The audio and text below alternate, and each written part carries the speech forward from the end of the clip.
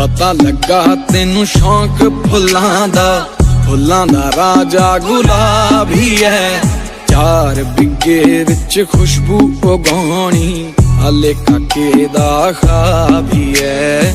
डौलां ते कुंदी दे साहां च घुल के खुशबुआं खुश होणगियां। उड्डा दुपट्टा दे के तेरा कोयलां भी गाने गाउणगियां।